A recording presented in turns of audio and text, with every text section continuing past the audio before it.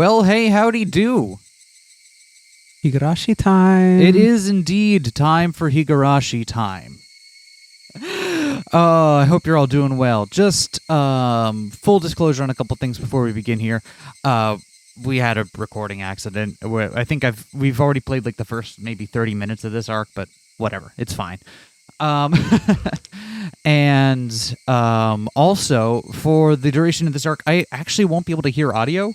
I just have a fresh piercing in one ear and can't put on headphones without irritating it, so I don't want to do that. I will get to hear whatever audio cues their stuff in are when I go back in editing, but just keep that in mind that if there's subtle, cute audio stuff, we are going to miss it. I'm sorry. Hopefully, that's understandable, though.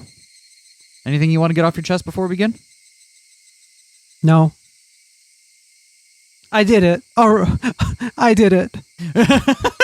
Wait, what'd you do?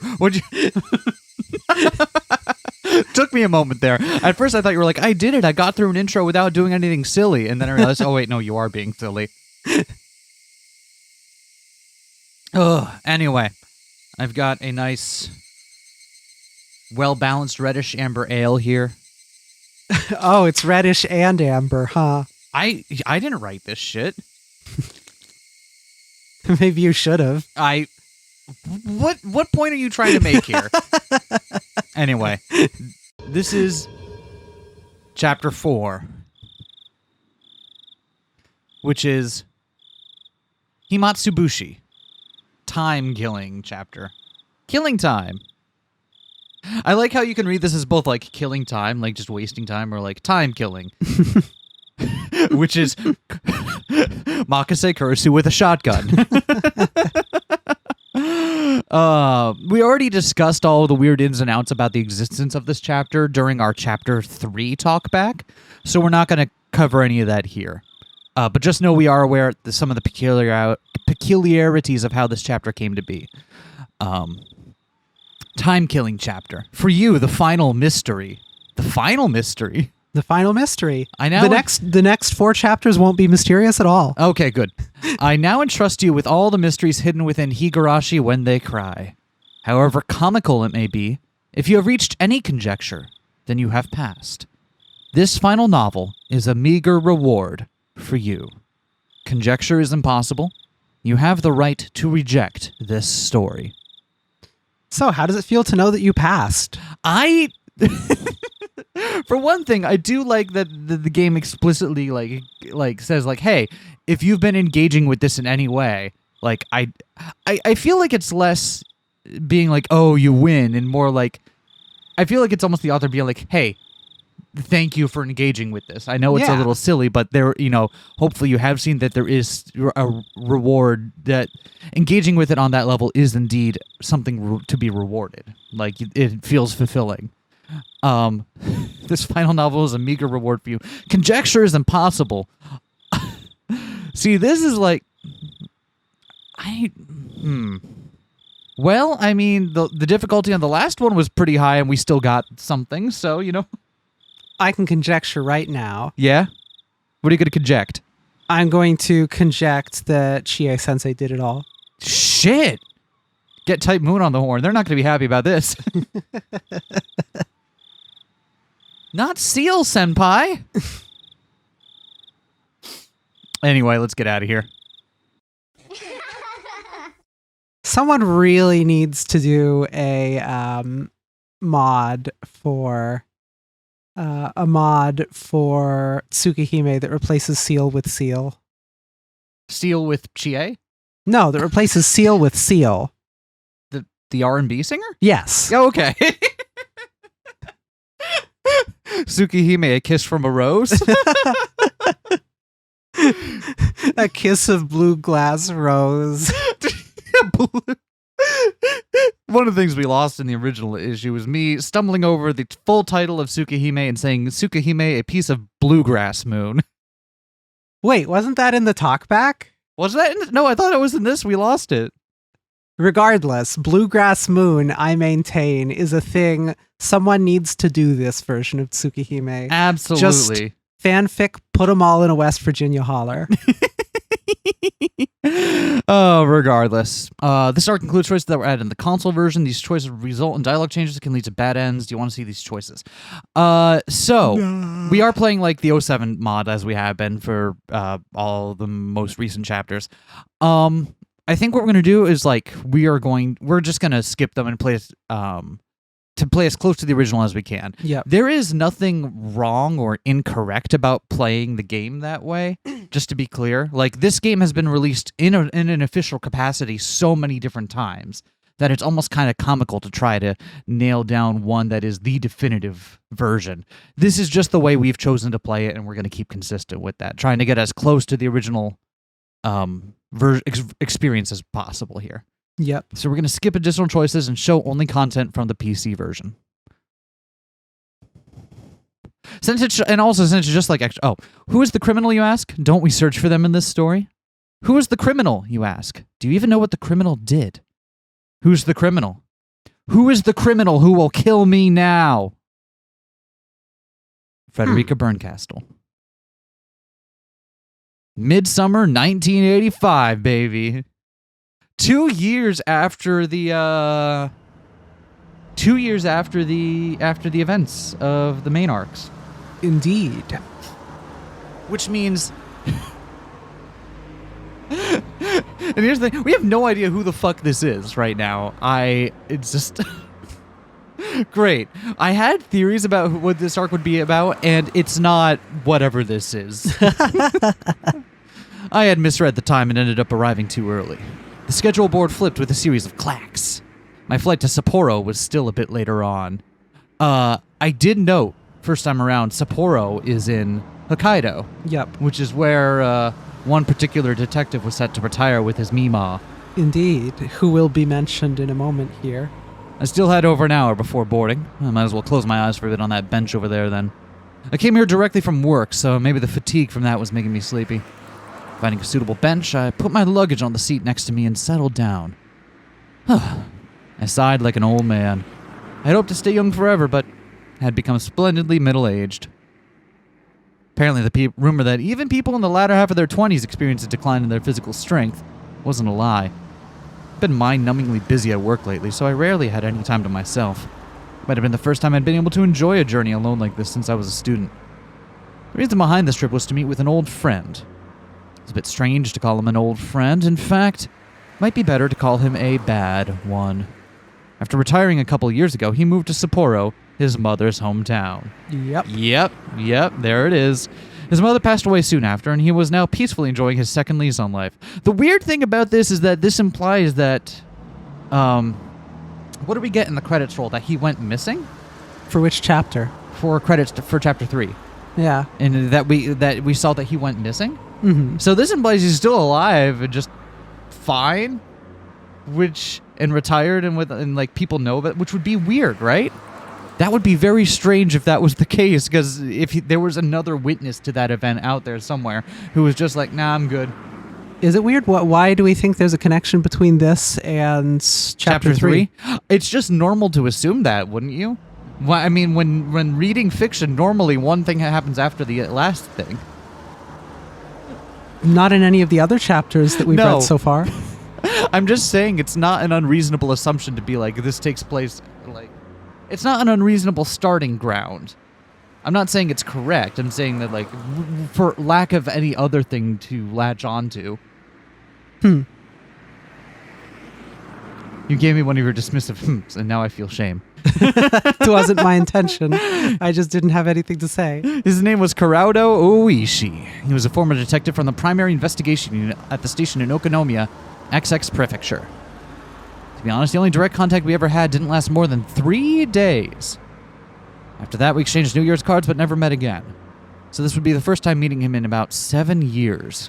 Why would you go hang out with somebody for the first time in 7 years that you had only met for 3 days once? Because circumstances dictate you must. Like, this guy clearly doesn't want to do this, but there is a reason for it.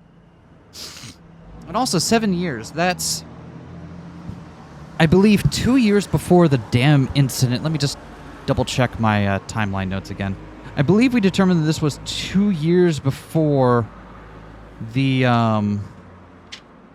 the dam site stuff happened, right? Because that happened in 79. Mm-hmm. 79 was the dam site murder dismemberment. So 7 years before 1985 is 1978. So that puts this in the year, at least the year prior to the dam site murder and dismemberment. Yep. So since that's after the Hinamizawa Electrical Development Master Plan was announced, which was 1975, this means this is still in the midst of the ongoing dam wars. So not when it's reached the crescendo of the murder, but still during that ongoing period. True. Right, of local resistance. There, boom, context. That was the last time he met Oishi. In other words, we met 7 years ago, in 1978. Yes, I did the math. Thank you. Something I just had to ask. I had to talk to him about that concerning that time. Wait, 78? I just said that, yes. Why am I double-checking myself? To explain that, it was impossible not to recall the incident that happened back then. The kidnapping, the details and resolution of which were resigned to darkness. Now, I had completely forgotten about this. But this was brought up askance, right? When they were talking about the history of the dam wars. It was. It was. I had completely forgotten about it. I'll be perfectly honest with you. Also, it was impossible not to recall a certain mysterious girl. My name is Mamorou Akasaka. Akasaka? Mamorou Akasaka.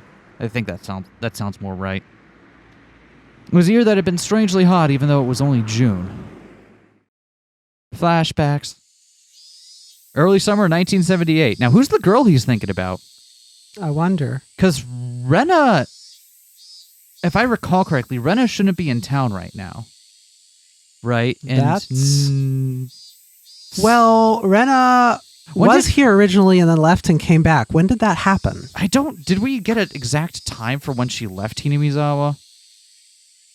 Sadako should still be here. Mm-hmm. Because she hasn't moved in with her aunt yet. Even if she had, she'd be here, right? Right. Rika's going to be here, and Mion and Shion will be here. What do we have about Rena? She transferred back in 82, but I don't have immediately at hand when she left Hinamizawa. So I do not know if she's here or not. Goodbye, teacher. All right, goodbye. Just assuming this is Chie. Yep. Watch out for cars. They might isekai you poor young children. And don't drop in at a friend's house along the way, all right? Make sure you get your textbooks in order for tomorrow before you go to bed. Clatter, clatter, clatter, clatter.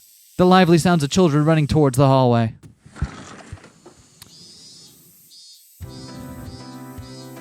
Hey now, didn't I tell you before? I already have one of those. I don't need any more. The unique high-pitched voice of youth. Are they collecting something? Yeah. What are they collecting? What do you collect in the baseball cards? Yeah, that could be. It's probably just baseball cards. The energetic shrill of the cicadas went completely unheard by their ears. Children returning home from school split off one by one from their groups of friends as they went through the intersections in the residential area. Even though there were several of them in a group as they left the school, as they got closer to their homes, their numbers dwindled. That's why the fewer friends you were walking home with acted as an indicator that you were much closer to your destination. Later. See ya. Yeah, see you tomorrow. He finally parted ways with his last friend. A van was parked at a bend in the road. The window was open, the sound of the radio leaking outside. It must have been the news or something. For that reason, the three of them were arrested for traffic violations and obstruction of justice. Due to the protest against the Hinamizawa Dam project resulting in bloodshed when clashing with riot police last month, things have only become more violent. Police are therefore taking precautions against radical activists causing yet another incident. Last week, there was also a direct confrontation with Minister Inukai on the steps of the Ministry of Construction. The boy's ears perked up at the mention of the name Inukai. At that moment, a man's face peeked out suddenly from the window of the van. His behavior was a little different than that of a man looking around to see if there was any incoming traffic before he opened the door of his vehicle. His eyes meeting suddenly with the unfamiliar man, the boy panicked slightly. Nightingale, okay. Skylark, okay. They've secured the 2 blocks around us. We're good to go. The man in the passenger seat whispered quietly. Nodding in acknowledgement, the man opened the door and stood before the boy. Also interesting that they're using birds as their code names. I gotta wonder if anyone has used a bird as like a pet name for someone at any point. Has anyone had any sort of interest in birds? Yeah, like I couldn't tell you. That's my first. Has thought. anyone specifically come to Hinamizawa Looking for birds? looking for birds? Yeah, that's what I would listen. I wasn't gonna put it on that thick, but yeah. Fucking Tomatake. Coming to Hinamizawa looking for birds, huh? He's not lying, I guess. That definitely, because I think we discussed Tomatake is still like the biggest unknown factor in my eyes. Coach is unknown, but we have like kind of a corral around what his possible motives are. I feel like Tomatake is a complete non-person. I just like fucking I don't know, man. But coming around looking for birds. The man in the passenger seat whispered quietly, nodding in acknowledgement. The man opened the door and stood before the boy. You. Are you Toshiki Inukai-kun? While asking that, the man peered at the boy's name tag. Toshiki Inukai. The name was written plainly there.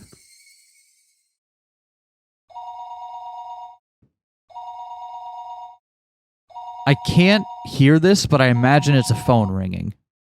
Yep. The phone rang for a third time. If he reached out, he could easily pick up the receiver. However, he was concerned that if he picked it up before it had even finished ringing once, then whoever was on the other end of the line would think him a fairly cheap person. That's why he normally never picked up the phone until the third ring. Even he thought it was a worthless habit. However, his thinking that there isn't much meaning in waiting for just 3 rings, wouldn't waiting for 5 be all right, was very much a reality. Remember when there was the whole power play based on how long you waited to pick up the phone for? Yeah. Because you didn't want to seem too desperate for connection, but also you didn't want to let it accidentally go to voicemail or like have them get fed up and call back later. Completely different to how we do phones now, where we just straight up ignore it and assume that we should never pick it up. But remember, it was always like a move to posture yourself to look as busy and doing things as you could, all to make it seem like, oh, you're the one who's kind of a loser for needing to call and talk to me. I've got stuff going on. Even better if you were like cooking or something. And you could be like, oh, look at me. I've got like other stuff going on in my life. I don't need any of this shit.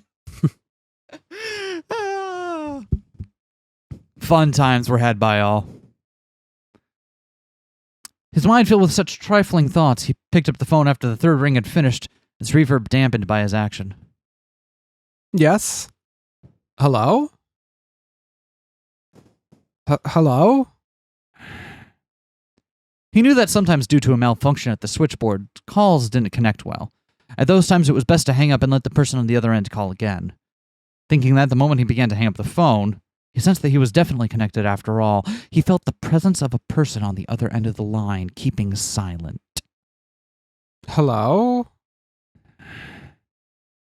There was no way they didn't hear his question. What was the meaning of this? It wasn't like he didn't know that people could still use silent calls to harass others. However, he never received a call like that until today. He was just lucky before, but he didn't believe that he would receive such a call on this phone. There were no direct calls to or from this line. Everything had to go through an operator. Therefore, there was absolutely no way to call would be connected unless it was verified there was somebody else on the other end of the line. That's why he didn't understand how to deal with this silent call, and instead settled into confusion. I don't know who you are, but if you have nothing to say, I'm going to hang up. Please call again some other time. Intending that to be a parting line, he made to slam down the receiver. It was at that moment the person on the other end spoke for the first time. You, didn't say who you were, so I was anxious. If you're not Minister Inukai, please hang up right away. He couldn't help but be surprised by the extremely strange voice on the other end of the line. Was there a human alive who could speak with this hoarse and metallic voice? No, this was a voice he had heard somewhere before. This was the kind of voice that was on those lowbrow documentaries that they used when they wanted to hide the identity of a speaker, wasn't it? The voice he was hearing over the line was exactly like that. Who are you? As I said, that's what I want to ask. Are you Minister Inukai? He, Inukai, hesitated to answer. Unable to discern the intent of the suspicious phone call, he had a vague feeling that something was off. He thought about hanging up the phone and asking the operator who initiated the call. However, he enforced himself to restrain that urge and, for the time being, chose to state his name and listen. That's right, this is Inukai. I said my name, now you say yours. My name doesn't matter. First of all, let's begin by thinking about the situation you're in right now. Right now, you're sitting in your chair talking on the phone, isn't that right? Now why don't you try opening the lower drawer to your right? The lowest drawer to the right of the minister's chair. There was a lock on it, not enough to function as a safe, but nevertheless it was a drawer that contained some valuable things.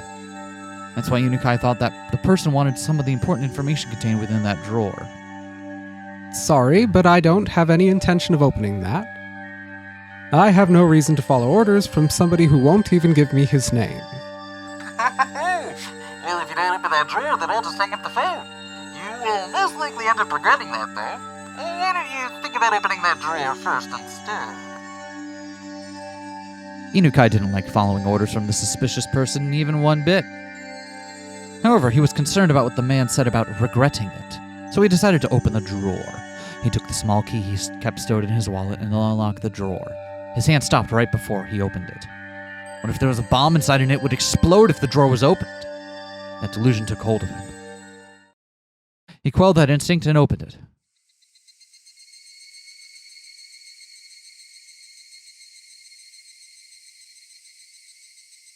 Oh, here we go.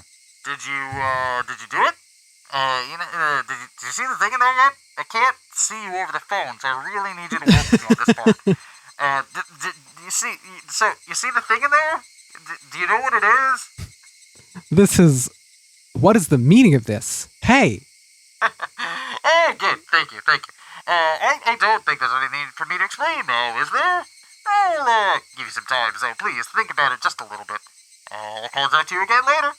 Now then, pardon me. Hey! Wait! Hello? Hello! The call had already ended. That would not change no matter how much he yelled at it. Even still, Inukai, without realizing that, continued yelling into the receiver for a while.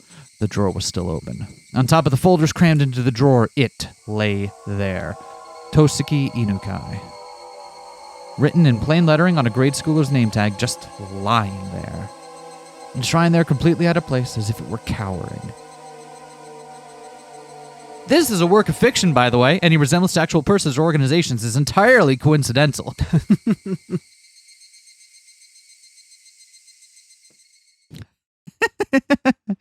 Title drop.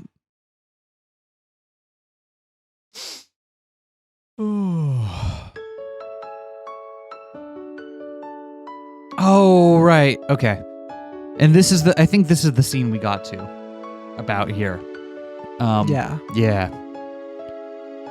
Do you remember, Yukie, this picture? This is where I first proposed to you. That brief moment before you nodded back, you probably wouldn't know just how much it seemed like an eternity to me. Yes, I would have never thought that amount of time could feel like an eternity. Compared to how long I had to wait for you to propose to me, it was...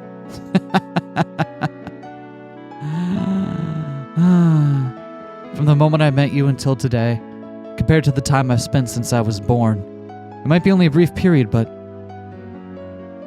they were definitely precious, beautiful days that deserve to be called an eternity.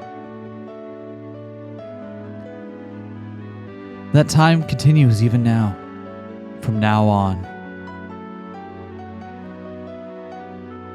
I wonder if it'll be a boy, or maybe a girl. Either one is fine. Boy or girl, either way it's a living proof that we love each other. If it's a boy, we'll name it after you, Mamorou. If it's a girl, we'll put the Yuki from my name in hers. was trying to think if we met anyone with either of these names and I can't for the life of me remember if we had. I don't. I mean, we just did. We just did now. Like, obviously, like the Mamorou. But I'm trying to feel like, could we use that to identify who their child was and if their child was a figure? And I can't remember. We don't know anybody with the name Akasaka who is a kid, I don't think. No. And if we did, they'd be like 3 or 4, right? In 83, they'd be like 3 or 4. Yeah, good point. they'd be too young to really do anything. Like, I think the youngest kids we know are maybe like little kids whose names are interchangeable. Thinking about names is so fun that in the end we still haven't decided yet, have we? There's still time to puzzle over it. Not that long of a time, actually. You see, Yukie, there's something I have to apologize for today. It's about your job. Sorry. It looks like an annoying bit of work has come up. In the worst case, I might not be able to be there for the delivery. It's fine. You have a very important job. What you do protects the way we live. Compared to you, it's nothing. Please, go ahead. When you return, I'll be waiting here with our child. Thank you. And also, I'm sorry. Please don't apologize. If you feel guilty about it, then you can just atone. If I atone that much, no matter how much money I have, it won't be enough. It's a joke. Now, go on. As I left the room, I bumped into an elderly man. It was Yukie's father. In other words, my father-in-law. Father? I didn't want to intrude, so I waited in the hall. I didn't mean to eavesdrop, but I heard. Go. Yukie is that kind of girl. No matter what happens, she doesn't want to hold you back. I've forced Yukie to give up on so many things. To put her through this during childbirth. Such an important time in her life. I'm ashamed.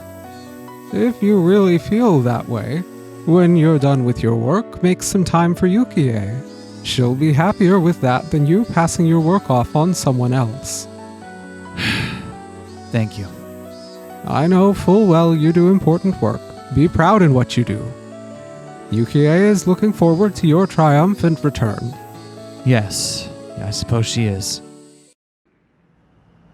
I jumped into the taxi that was waiting outside. Compared to the time when I first got here, the numbers on the fare meter had grown considerably. Seeing the modest time Yukie and I had spent together wasn't so modest from an objective point of view. Sorry to keep you waiting. Go on ahead. No worries. Well then, off we go. The taxi jerked as it changed gears to accelerate, soon burying the hospital my wife was in behind a throng of buildings. If it was to end up as a really troublesome ordeal, I probably wouldn't be returning for quite some time. To call a rookie like me, and on top of that, one who was off duty, it seemed that the section chief was calling for all hands on deck. The veteran upper brass gathering on an emergency basis happened occasionally. This was the first time, though, that I experienced everybody gathering together like this. Whatever was happening, there was no doubt it was going to be something novel. And right when my wife was ready to give birth. If I wanted to spend the time to curse my misfortunes, I'd be here all day. Even the verdant ginkgo trees lining the street that always brightened my mood seemed to lack some of their usual luster. Eventually, the government office came into view. Briefly holding my breath, I let the feelings of tension course through my body once again. I had to remember the work I was doing was important, necessary, and difficult. I composed myself and sharpened my wit. Ready. The taxi stopped in front of the building. Kasumi Gaseki, Tokyo, Metropolitan Police Department, Public Safety Division. Have we heard that city name before? I don't think so. Do we know where that is in relation to... Because, just cold reading it, we'd assume that this is they're all meeting to talk about the recent kidnapping, right? Mm-hmm. Which would put this in the orbit of Hinamizawa and Okinomiya. We don't know what I think it explicitly didn't, right? 'Cause it said this is in Tokyo. Oh, this is in Tokyo, right? Yeah. Oh, because it's the ministers. Right, so this is national. Yeah. Yeah, okay. I was thinking, like, is this the city that's the capital of the prefecture that Hinamizawa is in? But no, this is just Tokyo. Okay. Or a ward of... Is that a real ward of Tokyo? We can find out. I actually do want to know that. Is this another, like... Is this, like... It's not super important, I don't think, but, like, it would be interesting to know if this was actually, like, a real place or another kind of, like... Kasumigaseki is indeed the district in Chiyoda Ward where most of Japan's cabinet ministry offices are located. That makes sense. Okay. So this you is, might find this building familiar from the Wikipedia screenshot because it's the same one. Oh, that was... Okay, so literally a thing back, it was the Kasumigaseki building. That's so funny. All right. Hey, it's weird. It's weird for the RO7 works to take place in an actual place in Japan, and not use it as like a this is this fictional part of Japan. Like obviously, like the parts for the pictures for Hinamizawa and even the mansion in Rokkanjima were all shot on location, but those aren't where they purport to be within the fiction of the story. Mm-hmm. Whereas this apparently is, which is neat and interesting. And it makes sense because it's the minister of construction? Yep. Was that right? Minister of Construction's son. Chief, everyone's here. Oh, Chief, everyone's here. Akasaka-kun, could you close the blinds? the blinds were usually closed when they needed to be used the projector or if the discussion was going to contain some particularly disturbing content. Remember when you had to close the blinds for projectors and stuff? Yeah. They'd roll out like they'd get the big projector up on a desk in front of the room. You'd have to close the blinds and then it'd put slides on it. And you had to make sure the slides were backwards when they were printed, because if they weren't, then it would be backwards when you shot light through it and put it on the wall. And oh man. Were you were in school for the silly transition period between whiteboard and digital, right? Oh yeah. My school actually tried to do one of those early digital whiteboards. Like one of the really early ones, and it was just freaking weird. It was not in like every classroom, and like in the library, it was a specific big thing. Like, oh, check this out. And it was just too much of a pain to make any use with. But yeah, my school was had both chalkboards and whiteboards. Some classrooms had whiteboards, some had chalkboards. Whiteboards were getting more and more ubiquitous. But even when we went into college, when both of us were in college, I know some of our professors had used specifically chalkboards. Yeah. But that's some of that stodgy old-timerism that you get from having tenure. And some of it is just, here is the building that you have been allocated. Yes. You do not get the new digital equipment. Have fun with what you got. Little column A, little column B. I know mathematicians do like their chalkboards, especially in that special chalk. Regardless. The blinds closed with a satisfying sound, darkening the interior of the room. Immediately, the inside of the room was completely drained of the pleasant morning atmosphere, leaving behind only the cold illumination of the fluorescent lighting. After the supervisor ensured that everyone was present, he nodded to the section chief once again. With everybody on the edge of their seats, the chief stood up solemnly and began to give his report. Approximately 48 hours ago, the Minister of Construction's grandson, who is also the son of one of his staff leaders, is believed to have been kidnapped.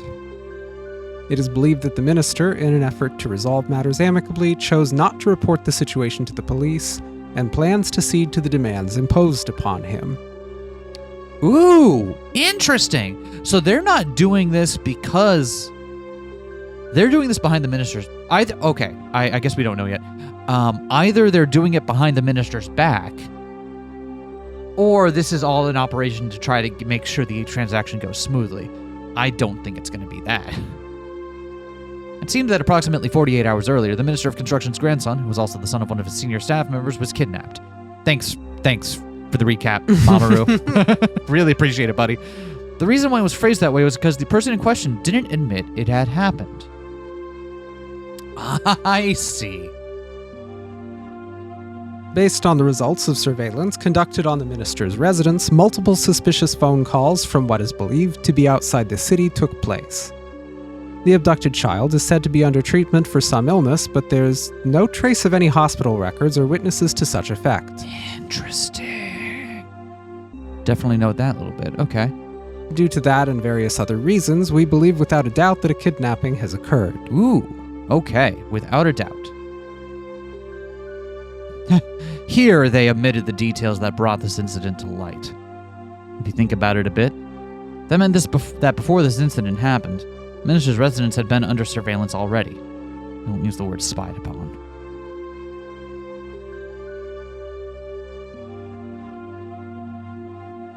Oh shit, that is what that means. I hadn't even considered that. What? That was that too subtle by half, or did I just... Apparently. God, I missed that entirely. Results of surveillance conducted on the minister's residence. I assumed that meant that, like, after they got word of it, they sent in surveillance and saw him and caught him trading phone calls. But this seems to imply that the way Mamoru's taking it anyway is that they were already surveilling him before the original phone call came in. Yep. Interesting. Okay. Of course, there wouldn't have been court approval for this, and it would have been very hard to explain to ordinary citizens. However, it was quite an effective method to catch wind of incidents like these before they got any worse.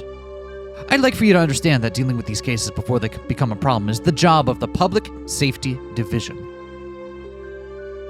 Interesting.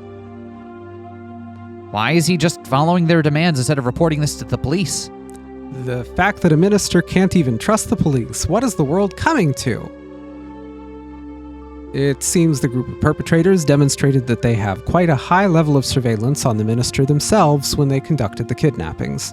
Enough to give the minister pause before calling the police. Right, because they showed not only do we have your son, we can get into a locked drawer for which you hold the key. Yep. Right? Which implies a level of intimate contact that would have made him very uncomfortable. Yeah, they've been in his house. Yeah, we've been in your house. We'll find out right away if you call the cops, more or less. So it's possible there's a mole close to the minister. Several of the higher-ranking members who seem to have experience with this kind of thing let out some deep sighs. The goals of the perpetrators, their demands, as well as this entire incident are, as of yet, unclear. But in any case, the possibility that this may grow to threaten national interest is extremely high. Threaten national interest. Threaten national interest. What do they mean by, like, they're threatening a cabinet member? Or are they saying, kind of without saying, that this might cause us to have to give up on the big dam project that we've got? I don't know. To me, it kind of reads as saying just what it says on the tin. There's someone has kidnapped and is using leverage over a high-ranking government executive, and that's a threat to the interests of the country. I was wondering. Okay, I didn't know if I was meant to take it as implying anything deeper than that. But yeah, you're right. If their goal is to simply have their demands met for monetary gain, that would have been nice. However, this was some politically motivated shakeup. Things would get a lot more complicated. Since we're not receiving any cooperation from the victim, that means we're not privy to any of the details of the threats or demands. Due to the fact we believe there may be a mole involved in this incident, this investigation is highly classified. Only the people in this room are to know of this. Furthermore, as this case is our utmost priority, we'll be placing a hold on everybody's normal duties. Understood? After that, the supervisor continued on, tactfully explaining our course of action. Okay. So, this is another, I guess, to use the language you've been using recently, this is another conspiracy, as it were. Yeah? Another in-group with their own interests and being secretive, even if it's acting with official approval on some level, right? Everyone in this room is taking the secret with them. Indeed they are. And I believe we're to believe not only Mamorou, but also Ooishi are in this room. Are we to believe Ooishi is in this room? We know that he met with... Mamorou met him on this thing, but I guess we don't know that he's in this room. That was an assumption I just made. It would be weird since he is a local police officer. Wait, sorry, what? I was trying to determine whether or not Oishi was in this room right here. I don't think that's the case. We don't seem to know, but it would be kind of odd. Yeah, so the only character we know of right now that's in this room is the Big Chief and Mamorou, and I don't think we've had any of these characters before. Yep. Whoops. After that, the supervisor continued on, tactfully explaining our course of action. Thank you. If this incident were to become public, it was possible the minister's political life would be over. I'll spare you the explanation of how the rest of the dominoes would fall, but in the end, support in the Diet would decline, followed by a no confidence vote and a snap election, and it might even expand communist influences. So they're worried that this minister being unable to save face would support in the Diet would they're worried about like a party-wide collapse as a result of this. Right? Am I reading that right? They are. It doesn't seem that odd though, right? Like if somebody kidnapped a child of someone in the Biden administration and used it for political leverage to try and force through and then he capitulated. A change, right? And they capitulated. That would absolutely lead to landslide losses in things. Exactly. Massive loss of confidence. So this also implies that the police have an interest in keeping the current ruling party in power. This is 1978, right? Shortcut. It's always the Liberal Democratic Party, the one party. Just to get us situated, who is actually in control right now in Japan? I am 99% certain it's the Liberal Democratic Party. I'm sure it's the Liberal Democrat Party, but like, let's put a name to this. So wait, what year? This would be 78, right? 78. No, 77. 77? 77? 78. It was 7 years before 85.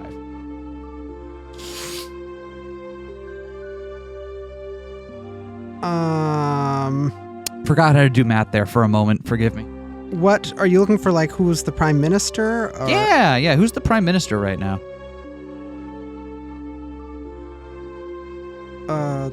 I'm just like, this is so very specifically rooted in a very specific historical part of Japan that I'm like, we could know more details about this just by looking up a history book, which is kind of neat. Yeah. Let's see. 1970.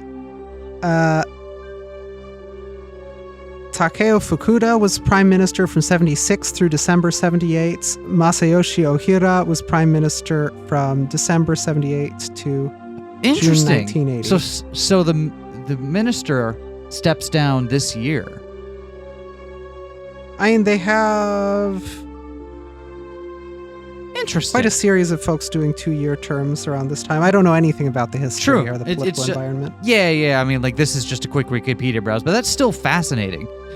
And it is indeed the Liberal Democratic Party. Yeah, yes. But, that's still really interesting that this is indeed, like, on the eve of a change of power. In other words, we wanted to handle this delicately. Ooh, here are some names. Kawasaki and Saiki monitor communications from the minister in the child's residences 24/7. Find out what the minister is doing. Report anything that happens. The remaining members investigate whatever is related to the case as assigned to your units. Have we heard these names before? Kawasaki and Saiki. I don't know. Focus your line of investigation on the commies, Reds, and Confeds. Don't discount the possibility of foreign involvement either. Oh, those damn war people. I've experienced 1 or 2 unamicable situations before. This, however, was the first time I've seen things get so hectic. Several sophisticated conversations were progressing without the involvement of a rookie like me. I didn't intend to be timid, but I couldn't hide my confusion at this unfamiliar situation. And cover that. As for Akasaka-kun... I snapped back to alertness upon hearing my name called. Yes, You investigate the environmental groups that have petitioned the minister. Among them, there's that group protesting the Hinamizawa Dam project that made the papers. Make sure you investigate them thoroughly. I doubt this is the act of some citizen group, but we have to eliminate every possibility we can. I see. So it might be the case that this is completely unrelated. And indeed, it seems that's what they think. And they think it's completely unrelated. But they gotta have somebody go out to the podunk towns And be like, talk to okay, the environmental groups and Double checking here. Did y'all Did you do kidnap it? someone? Given how this work is situated, we are kind of primed to believe that it was. we are, aren't we? Yeah, like we as a reader are kind of like, because we're looking for like those things that have been set up before, and like, yeah, it certainly does feel like we're being led to believe that they are actually the culprits, but And if you're wondering why their first suspect is communists, it's just because there was mass political unrest. Yep. Like, we've heard a thing or two about that, and Yep. that is how it was. not unfamiliar to us here in the U.S. either. Understood. So, those opposed to the Hinamizawa Dam, huh? It's probably best if you go to the location personally, get some information from the local authorities. They're a fairly radical organization, so the public safety division there should have them marked as well. Understood. I'll head over there. Your wife, she's almost ready to give birth, isn't she? I apologize for the timing of all this, but I'm counting on your cooperation. We can't take our time with this, so we just have to brute force it with our boots to the ground. Yeah, I know. My wife hates to interfere with my work with her own circumstances anyways. Her own circumstances mean her giving birth.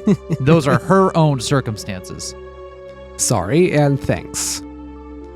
So then, as for Kawasaki-kun and Saiki-kun to help support your... I didn't want to take a business trip when my wife was about to give birth. Even if I was a little busy, as long as I was in Tokyo, I could head to the hospital right away. On assignment, though, that would be difficult. Even so, I knew the work I was doing was important, and fully understood that I was in no position to be selfish. I'd have to make it up to my wife for having to be away at such an important time. My wife, Yukie, would probably forgive me with a smile. The only thing she could hate doing would be holding me back. My male ego, though, at least wished she would have tried to stop me. Sorry, Yukie. I don't mind if you always complain to our child that their father couldn't come to the hospital when they were born because he was too busy with work. So this is how he meets Oishi. Okay. The next day I took the bullet train to Nagoya, and from there transferred to the train to Redacted Prefecture. Getting to my destination by land took several hours. If I was traveling by air in that amount of time, I could probably get as far as Hong Kong. Redacted Prefecture was by no means close. I never sat in first class except for work, but whenever I did, the seats seemed stiff. Closing my eyes, I mentally reviewed the documents I read yesterday. The group under investigation, the Onagafuchi Guardians. Was that one of the names we heard originally? I think It so. was the Onagafuchi Defense League. Oh, it was. But, I'm guessing it's 6 of one, half a dozen. Yeah. Right. They're a group of residents opposed to the development proposed under the Hinamizawa Dam project. The local protests were quite heated and were getting more radicalized. Even limited to what was written in the newspapers, there was bloodshed that occurred during a clash with riot police, interference with the dam construction. Too many to count. The number of petitions, sit-ins, and direct appeals to the relevant organizations were innumerable. And as an extension of that, there was a direct appeal to the Minister of Construction the other day. This was the reason why we were investigating this group in the first place. I see. So they, up until that point, they hadn't appealed directly to the Minister of Construction, but they happened to appeal directly to that level Just before the son gets kidnapped. Right. So it's not it's not even the case that they are definitely the culprits. They are just one suspect among many that need to be investigated. Mm-hmm. The land they lived on was going to be submerged, so it was no wonder they would go into a frenzy over it. Even given that, though, could they really be capable of doing something like kidnapping the Minister of Construction's grandson in order to halt the project? For my take on it, I had serious doubts. This kidnapping plot was extremely sophisticated and complicated enough that it was believed there was some political backing. But unfortunately, that does kind of describe one of the big movers and shakers in Hinamizawa, doesn't it? In Okonomiya. Does it? The Sonozakis, sophisticated, Oh, that's true. and believe that they're and do have some political backing. That's true. It's not to say that the Sonozakis are synonymous with the Onagafuchi Defense League, but Mion herself is at least sympathetic, as she has demonstrated before. Like, she's visibly taken pride in the actions of the Onagafuchi Defense League back during that time. It's not without basis to say that there is a tangible connection between the Sonozakis and the Defense League. This wasn't something that could be pulled off by some group of local protesters. Well, just like the chief said, the plan was to eliminate all possibilities. While I'm in the redacted police's reference room, taking my time investigating, the higher-ups in Tokyo would probably solve the case, without my involvement entirely. Even if that was true, I couldn't regret being away from Tokyo while my wife was ready to give birth. This was work. There was really nothing that I could do. Ding dong! The announcement that we would be arriving at our destination soon snapped me back to wakefulness. Gogura, Redacted Prefecture, Prefectural Public Safety Division. Oh, that is a new... Wait, so Gogura? Have we heard that name before? Nope. No. So, this is the Prefectural Safety Division. So even though we're getting the background from the Okonomiya Police Department here, where Ooishi is, this is a level above him. I think so. Okay. The Onagafuchi Guardians. Yeah, they've been quite active around here. The Prefectural Public Safety Department already had the documents and a cup of tea ready and waiting for me. And the short of it is, they're a group of residents opposed to the dam. Really, it's probably better to say that every resident living on the land that's going to be submerged is rising to action, though. Hey, that was nice. They're rising when they're about to be submerged. I see what you did there. Like the old saying, fight to the last, they're a determined and well-prepared lot. It'd be nice if they drew the line at just being a moderate residential organization. If only they were moderate and not a pain in the ass so we could just ignore them and keep doing what we were going to do anyway. If only they wouldn't keep getting in our way so we have to actually deal with them and not just drown them in... You know? If only we could just keep ignoring the protests. If only they adopted enlightened centrism, we could meet them in the middle about the matter of submerging their houses. And only flood half of them. No, we'll flood all of them, but a couple feet less deep. Compromise. Oh. Let it be your daily reminder that protest can be peaceful, but also protest that is disruptive is important. What's the takeaway here? There we go. Calls for protests to be not disruptive are not made in genuine recognition of people protesting and what they want. There we go. We got there somehow. The stack of papers they had prepared for me in the document room was by no means thin. At first, they were pretty much your average citizens initiative, but ever since that incident with the riot police, they've really started to heat up.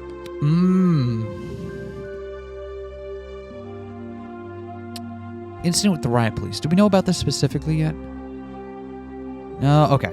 Now they've got a violent mentality on top of growing increasingly radical. Well, I mean, here's the other thing. They have nothing to lose, right? If this goes through, they lose their homes. So, if the money of being bought out means nothing to them, then you've put them in a position where they just lose everything. So, if someone's in that position, what reason is there for them not to grow more radical? If the other option is just roll over and let your home flood, like what reason have you given them not to take that? Violent organizations usually indicate ones that enforce their own ideology without regards to the democratic process. Oh! Sorry, I just vomited a little bit in my mouth. Breaking that down, many of those organizations held extreme left revolutionary ideologies. Considering that, I couldn't help but be surprised that a citizens group would end up going this far. Radical citizens movements happen occasionally. It seemed, however, that this group was nothing as trifling as that. It seemed that I would have to reconsider exactly what this Onagafuchi Guardians was. The Guardians demand, in other words, the withdrawal of the dam project. How far would they go to have that demand met? Kidnapping of the minister's grandson was classified. And of course I couldn't tell the redacted prefectural department about it either. As you know, there were arrests after last week's confrontation with Minister Inukai. There's enough reason to believe they could use illegal means to assert their demands. Skimmed over the list of the criminal records related to the Onagafuchi Guardians recorded in the documents. The contents were all violent, not giving me the barest hint of a feeling that these people were trying to uphold the law. Why would they uphold the law? The law is going to flood them. I love Mamoru's way of why they're not even trying to uphold the law while the law is like standing over them with a bucket. Good golly, why won't these citizens uphold the law? It's just so confusing.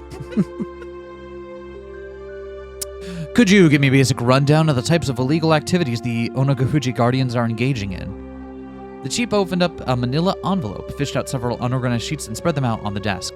Oh, manila envelopes. There is something to be said for the presentation of having a crisp manila envelope. I don't know if it's just me and my weird things about visual iconography, but having a crisp manila envelope ready to go says so much about your status, about your preparedness, about your relative power in the situation. It's a reason it's still the default folder icon in so many pieces of software. Exactly. That, legitimately, if you're trying to assert some kind of power in a one-on-one conversation, bring out a manila envelope. See if it works for you.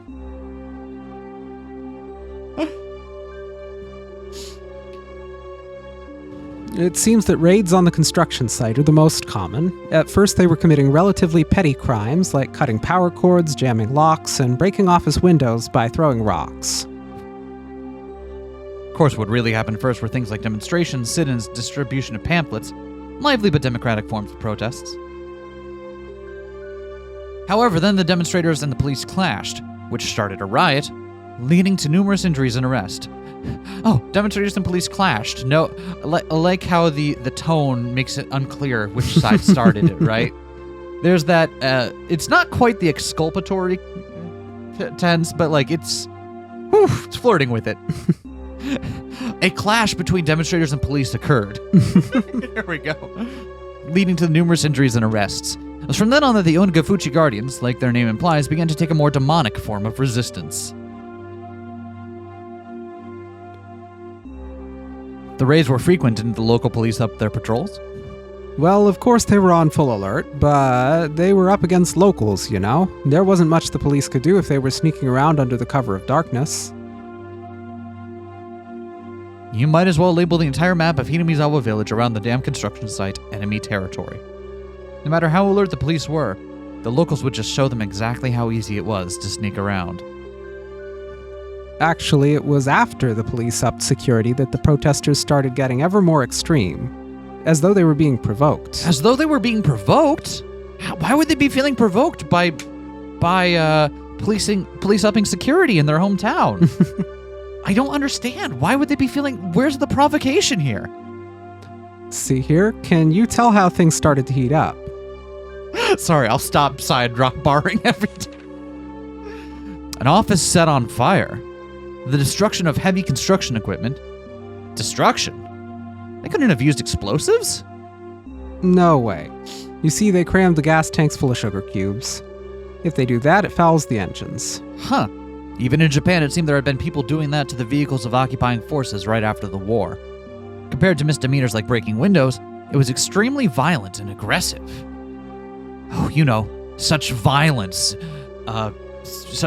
in dismantling a piece of property. That's so violent.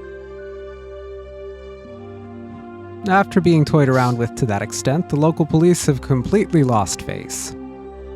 Certainly explains Oishi's disdain for everything going on there, huh? The arson was a bit much. Oh, this is them. The arson was a bit much. After that, the local police drastically increased the number of personnel they had stationed there around the clock.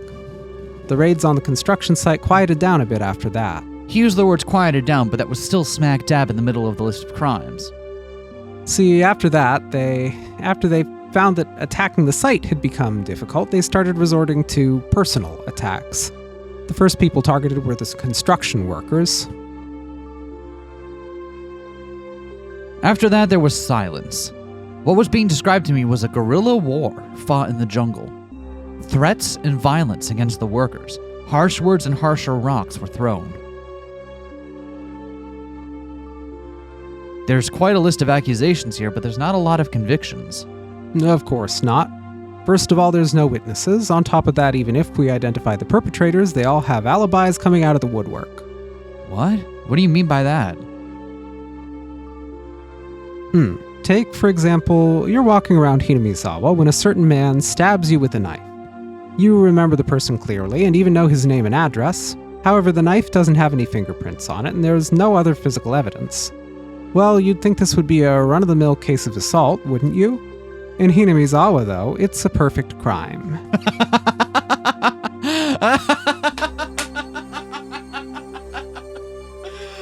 Oh, I love the juxtaposition of this alongside the last chapter. Yep. I love it. Oh!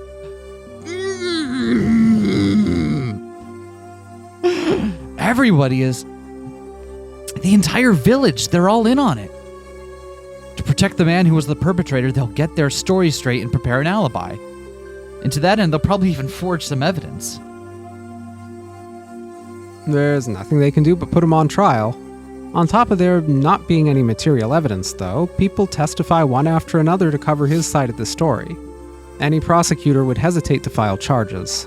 I'm not sure about murder, but if it's something like opening a gash on somebody's forehead with a thrown rock or leaving a bruise after hitting someone, even if you could single out the suspect, there's enough reasonable doubt to not convict.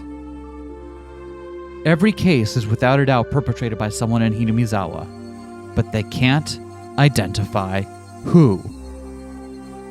Even if they could figure out who it is, they're unable to obtain enough circumstantial evidence through due process. The villagers were all extremely well informed about this, and so the malicious, vicious, and tenacious personal attacks continued.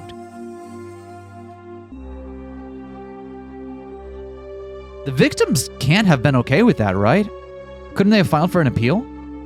Well, you see about that. Everybody on the inquest committee didn't want to get involved with something so troublesome. They won't stick their noses into anything related to Hinamizawa. The inquest committee is comprised of a random selection of local residents. In the event of the prosecutor fails to get a conviction, they have the power to order a retrial. It's a system designed to assert the will of the people on the actions of expert prosecutors in the legal world. In this case, however, being composed of local residents has backfired. They don't want to get involved. Why is that? How do I explain this? You could say they're afraid, since it's a little special there. Special? Is it an outcast community? No, it's a little different from that. Well, just think of it as them being afraid. It's a little hard to explain it just now. Oh, right, there's an easier way. Wiping his forehead with a handkerchief, he opened a file labeled as a list of members of the Onagafuchi Guardians. The power of the Onagafuchi Guardians, you see, is the fact that they count many people among their members who are influential in neighboring areas.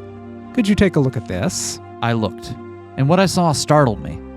Prefectural and municipal assembly members, staff members of the Chamber of Commerce, an executive of a business association, an executive of a town council association, and a PTA liaison.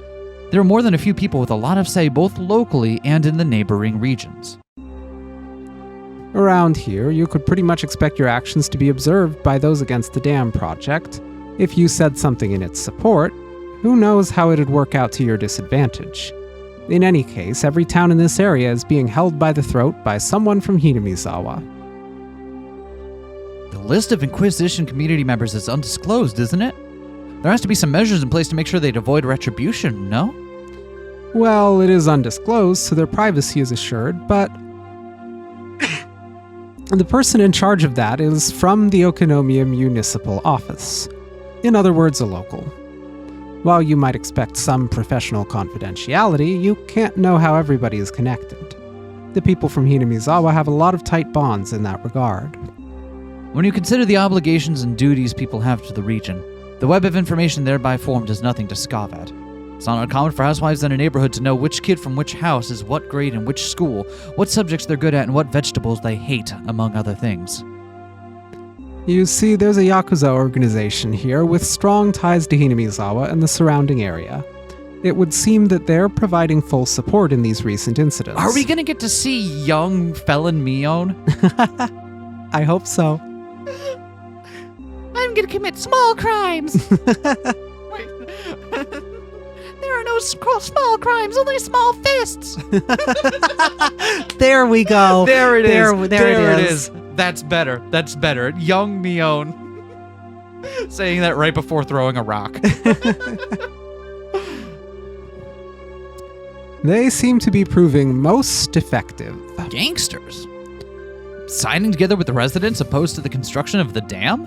It's a little hard to see what their common interest is. It's not that difficult at all. You see, actually, one of the lieutenants in that gang is originally from Hinamizawa. He was adopted into a rather influential family in the village. Exactly what was this Hinamizawa? I thought it was some desolate rustic village. However, for some reason they exerted a strong influence on the surrounding areas, and had a strong sense of unity. They would protect their village by any means necessary, even if that meant resorting to violence. The chief had said they were afraid because there were numerous influential people living there, but somehow I got the feeling they were afraid of the village itself. There was something clearly different from what I had read in documents in Tokyo. This was no simple residential protest against the dam. For some reason, an uneasy feeling began to nestle itself at the back of my mind. I chose the most basic way to ask my question. In other words, I directly asked what I wanted to know. Chief, this is just a hypothetical situation, but... Huh? The Onagafuchi Guardians, in order to halt the dam project, think they could, say, threaten someone important to accomplish that? The chief replied immediately. It's possible. Truth be told, they've already gone to municipal and prefectural offices, as well as local offices of the Ministry of Construction, and done things that could be construed as intimidation. Several of the workers' families have also reported they're being followed around by some suspicious people. Well, that would make sense. To halt progress on the dam, they've raided the construction site, destroying heavy machinery and lighting the construction office on fire. If they didn't have any qualms about doing that, threats and violence against people related to the dam would probably be no problem. But that was it.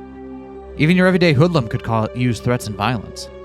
However, this time it was the kidnapping of the minister's grandson, an abnormally high-level crime.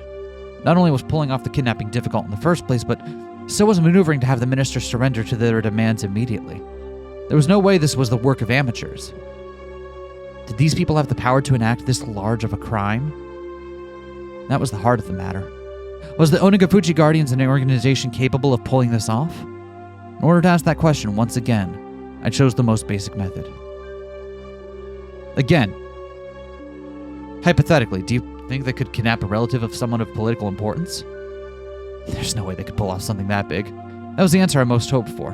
If it was that answer, my work is good as halfway done. Might be able to get back in time for my wife to give birth. That's how it's supposed to be. The chief, without a hint of hesitation, replied, They just might. There's no telling how far they'd go. Sorry, Yukie. It seemed like my work wouldn't end so simply after all. I mean, I think you could have answered that for yourself after hearing their... Oh, Akasaka-kun. Good work. How's the information gathering at your assigned region? It's coming along. It seems I'll be able to meet with their local public safety department, so I'm planning on heading out that way. How's the investigation in Tokyo going? The others are progressing along, but the number of groups we have to investigate are countless.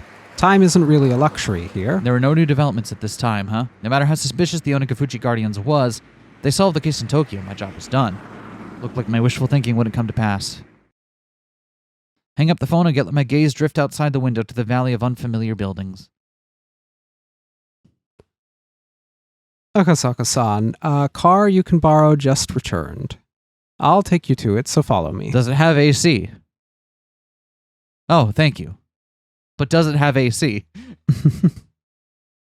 He showed me the elevator to the underground parking lot where a battered sedan was waiting for me.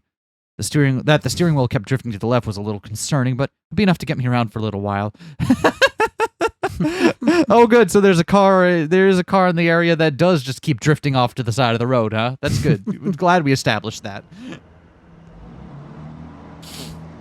My destination was Shishibone City, Redacted Prefecture, an area under the control of the Onagafuchi Guardians. The Okonomiya police station was right on the front lines. Oh, I love this! Yeah? I'm loving this so much! I'm glad. This is the good shit right here. Any tips? No tips? Okonomiya, redacted prefecture. Okonomiya police station. The middle one looks like George. It does. Shishibone City was, as far as provincial cities went, rather behind the times.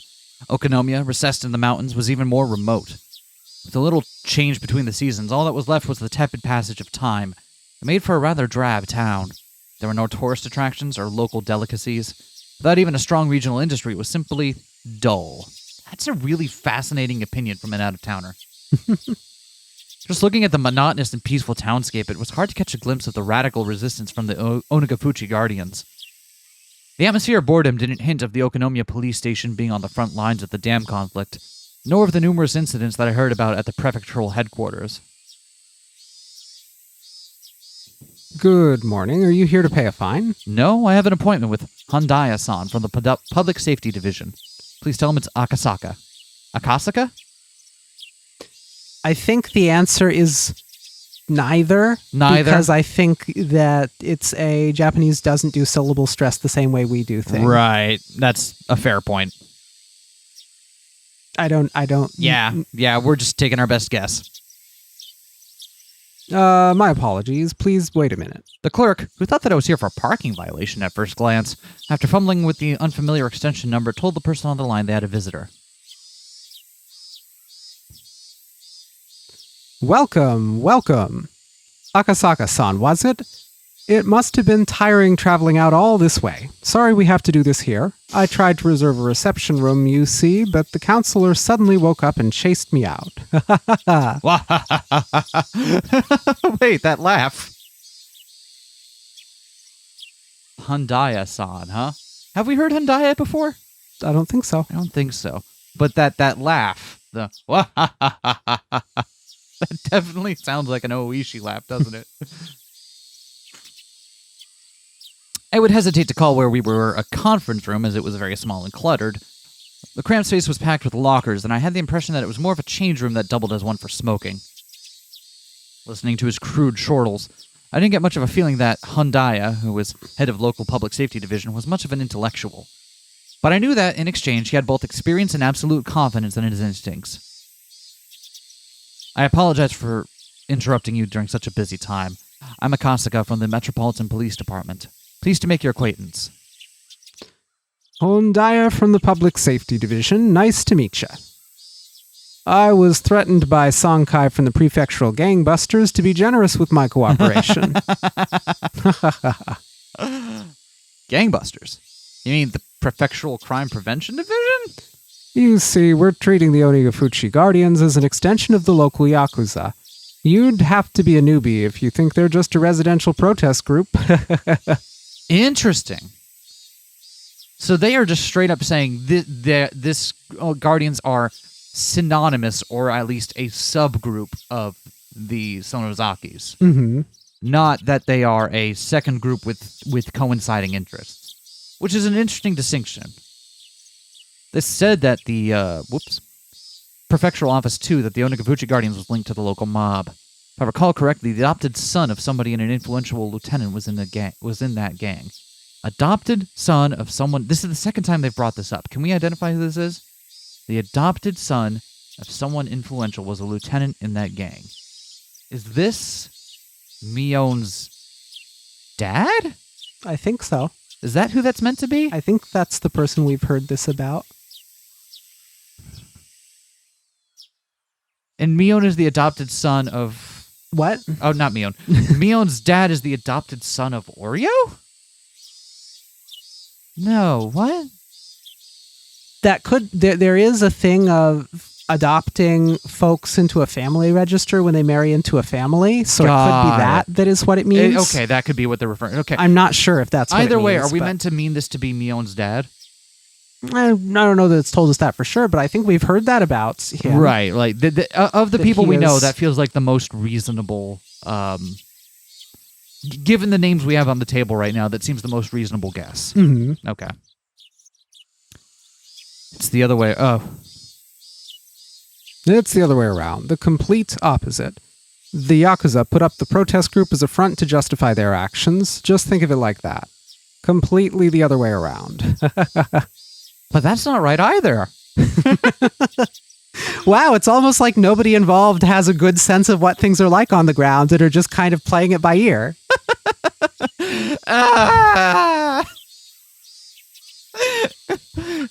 Because I wonder if that's going to have any consequences for this kidnapping investigation. no, I'm surely not. Surely not. Handaya was just about rolling with laughter. This was slightly different than the info given to me at the prefectural office, but someone embedded locally would be more knowledgeable, right? While we were talking, occasionally some people who seemed to be detectives would come in and change. One of those individuals, noticing Handaya's guffaws, came up to us. Is it time? The man in his banana suit. Well, now, I was wondering what you guys were talking about. Oh, Kura-chan, perfect timing. Why don't you join us? Wait, what's Oishi's first name? Kuraudo, right. Kuraudo Oishi. This here is Inspector Akasaka, who came all the way from the Tokyo Police Department. I just realized that by having me be Akasaka, I've signed up for a whole lot of scenes of me talking to myself again. An inspector. I'm still a rookie. My name is Akasaka. Pleased to meet you. Well, now, must be nice to be so fresh-faced. Did they hire you this year? Couldn't help but think I was being ridiculed, so I only responded with a forced smile. I could tell that this new person was like Handaya, the type who had confidence in their instincts and experience. I really didn't like those types of people. Let me introduce you, Akasaka-san. This is Oishi-kun from our investigative department. Regarding the S-file you were asking about, he's familiar with it. S-file? S is for Sonozaki, if you hadn't quite picked that up yet. Something is an S-file means it has something to do with the Sonozaki family. Something of a code name. It's a really poor code name. Yeah. Like, what? Anyone could cold read that on first. You got it. If it's a code name, it should at least be obscuring it a little bit, right? Right? The S-files. Trust someone. Trust someone.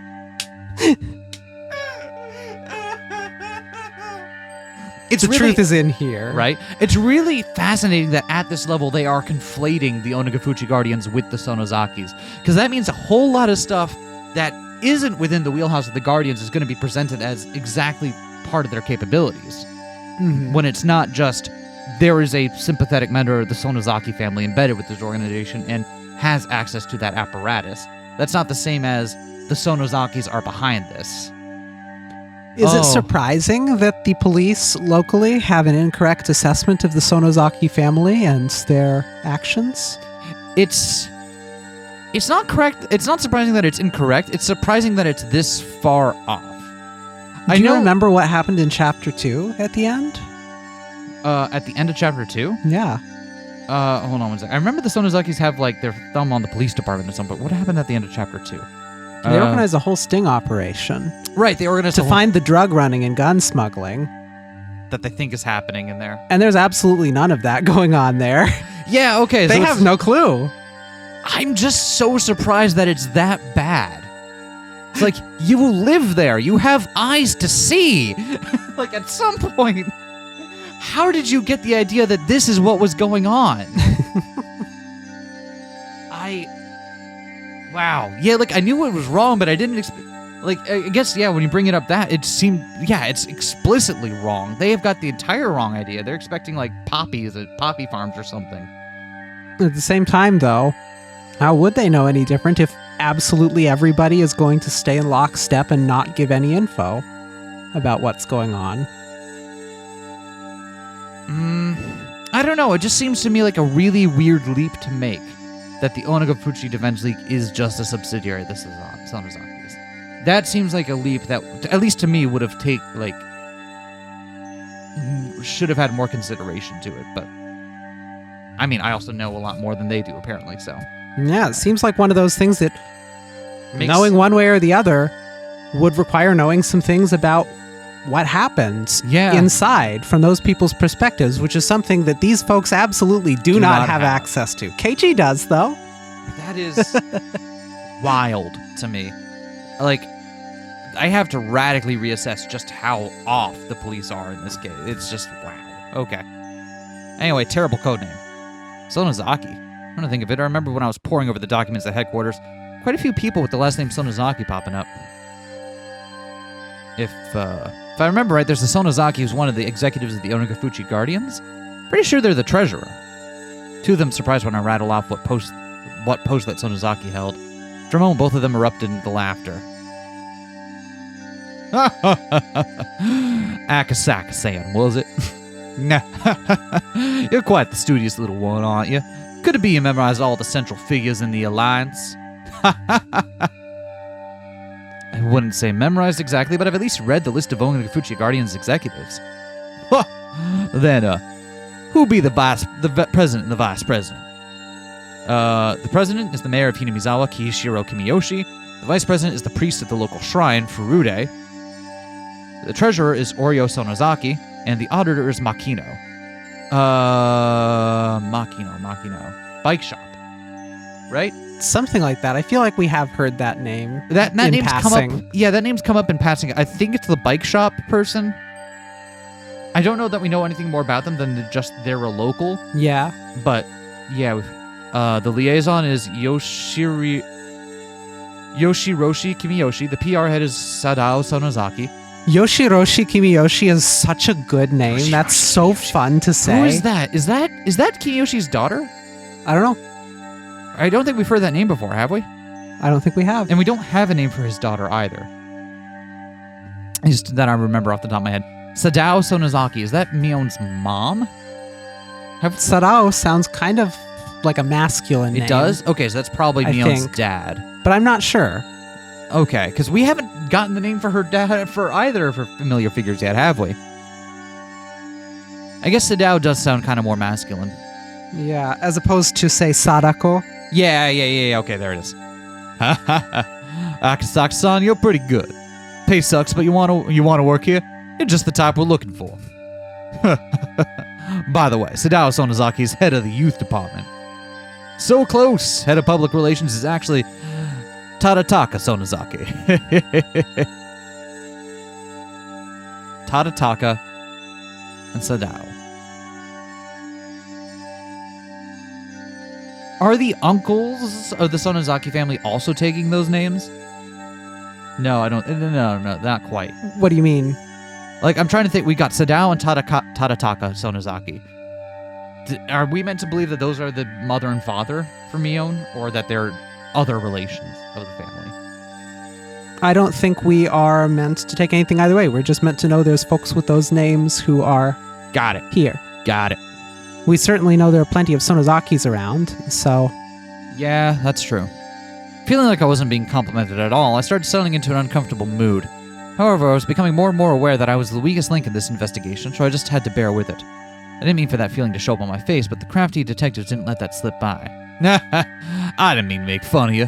Hey, why don't you show you all around the village? For someone for no feel for the area like me, it would be a great help, actually. I couldn't have asked for more.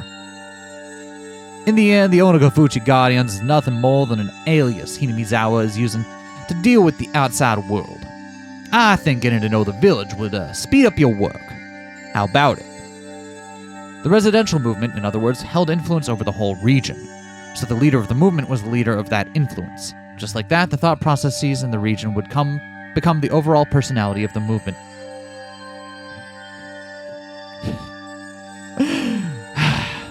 Just like Oishi had said, in order to learn what they were really like, this regional force behind the dam protests, getting to know the village was the quickest way. Okay, that's not insensible. Mm-hmm. Even if your conclusions are a little bit wild. If you would. Nodding back without skipping a beat, Oishi laughed in satisfaction and stood up. And now a whole bunch of me talking to myself. This is what I meant. This is what I was referring to. I'm like, shit. All right. I took the information I learned at the prefectural office and from Hyundai to heart. When my position was exposed, my personal safety was at risk. The opponent was an extremist group that had no qualms about using threats or violence against someone. If my personal info was leaked, it wouldn't be hard to imagine that I'd be in danger, whether on the job or not. Thinking of that, it felt a little nervous. These guys here are quick to remember faces. If you're seen with me, they'll probably do a lot to hinder your work. Might be a little cliche, but put these on.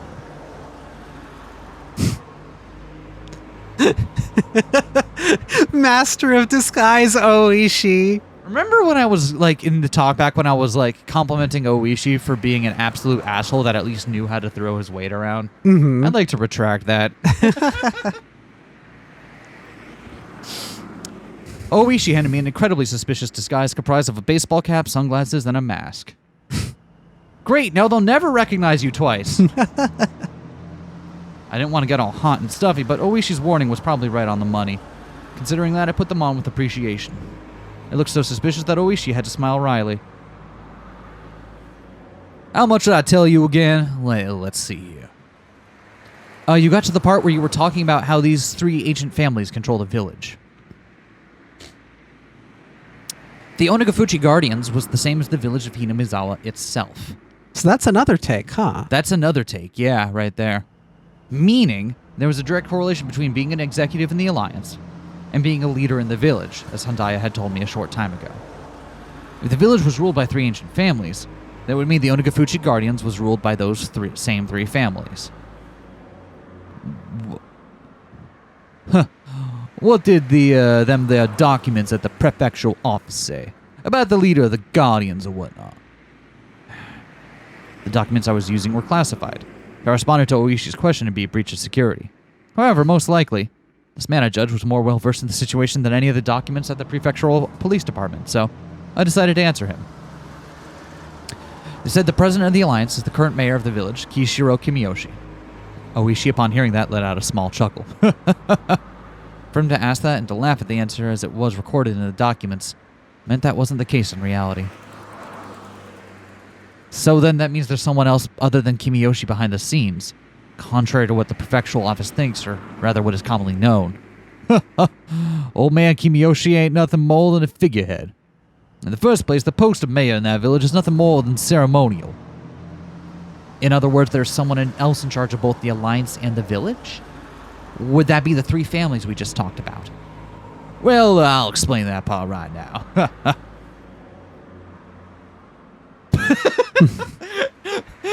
And then they ran over Rena.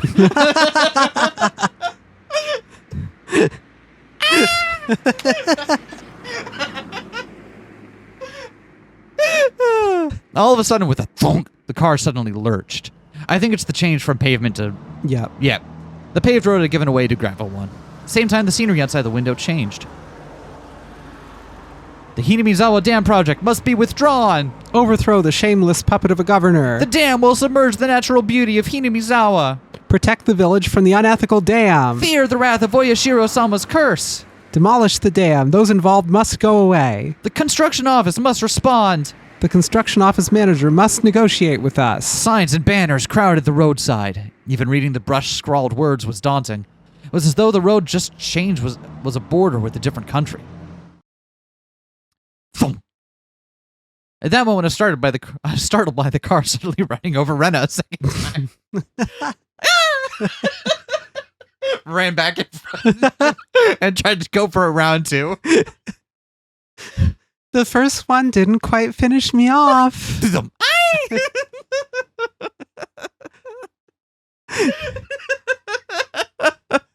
don't know why that's so funny. It's such a dumb joke. Why am I laughing this hard at it? I need a moment. Ugh. Looking ahead, a barricade had been erected. About 5 or 6 protesters wearing masks and helmets to hide their faces were blocking the road, yelling at us angrily to stop. Oh, they had fucking barricades and shit? Sure did. Hell yeah! What is this? A checkpoint? Huh. These guys never learn now, do they? Oishi snorted as he rolled down the window and leaned out. Hey. Hey, you guys, you can't be blocking the road here like this. As Oishi glared at them with a malicious laugh, they visibly faltered. Clear the way. We can't get by like this now, can we? Who would have thought it was Oishi's car? That panicked thought seemed to make them lose their presence of mind. If we had known it was your car, Detective Oishi, we wouldn't have been so rude. Detective, what happened to your usual car? Is it in for maintenance? Something like that. I just can't get used to this car they loaned me. Judging from their brief conversation, I could guess that they were familiar with the license plate of the car Oishi normally used. So they know which cops not to fuck with. Yep. I see. I choose to believe that this is not them capitulating, but more them being like, we know not to pick this fight. Yeah, like, if we block this guy in particular, he will make stuff happen to us. So as long as we just barricade the road when he's not around, we'll be good. Exactly. In other words, if they knew the car belonged to police, they would have hidden the barricade. What they were doing was obviously an obstruction of traffic, a blatant crime. Who's that suspicious guy? You, could you show us your face? The man glared at me menacingly, wearing a mask and sunglasses made me look particularly dubious. Would not showing my face get me into some unnecessary trouble? Turned to Oishi to see what I should do. Give him a break. He's still a shy little rookie. We just wanted to make sure he wasn't anybody suspicious. Hinamizawa has been in a bit of a stir as of late. Nah, you looked at yourself in the mirror? That mask you're wearing is way more suspicious. Just wait until the year 2019, then you'll be fit right in. The man and Oishi continued to talk like that, feigning smiles at one another. However, from the beginning to the end, I couldn't get over the feeling that I was sitting on a powder keg. Has the number